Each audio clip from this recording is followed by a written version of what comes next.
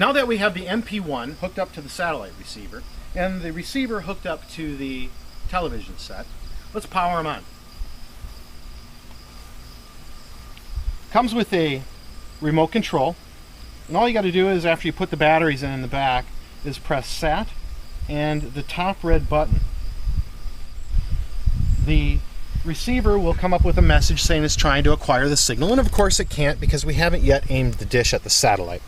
So it'll come up with this message saying that it has a complete signal loss. So we need to go into a configuration menu, enter our zip code in so it can tell us where the heck to point this dish. So to do that, we're going to press the menu button, and it will come up with a menu. And you can either use the up and down arrows on the remote control, or next to the right of each menu item you'll see a number. We're just going to press the numbers for now. So we want to enter in this, we want to go into the system setup. So we'll press 6, and then we'll want to go into installation. So we'll press a 1, and then we'll want to go into point dish. We'll press 1 again. Now that we're on this screen, you can hear a noise coming out of it barely. Let me turn the volume up. Sort of a low, dull tone. And that tone is used to help you align the dish. So the greater the signal strength, the greater the tone will be. So to start out with, we're going to use our left arrow, and we're going to go over to zip code. Once we're in zip code, we can use the up and down arrows to start entering our zip code in.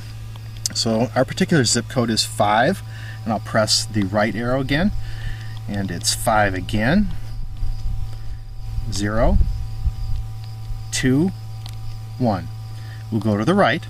It should read dish system 300. If it doesn't, you can use the up and down arrows again to switch between them. The default on this receiver was transponder 19, which is fine, and the satellite is 119. Dish Network has multiple satellites up there. For this particular installation, the 119 is the one we want. So after we select 119, we'll just hit the right arrow and the done button will be highlighted. We don't need to do anything else. We can put the remote control down. It's got some important information on the screen that we'll need to align the dish properly. The first is azimuth, which is 212. The second is elevation of 32. What's that mean? Well, the Dish Network satellite that we want, the 119, is located directly above the equator, approximately 22,000 miles straight above it.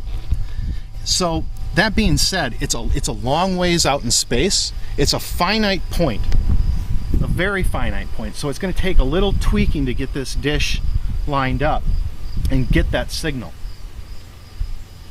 So what that means is elevation, for example. Since the satellite is above the equator, the farther north we go, the lower in the sky that satellite will appear. And the farther south we go, the higher in the sky that satellite will appear. So that's what elevation means. And the dish has elevation markers on it. You can see them right here. We'll get into that in a minute, in aligning the dish.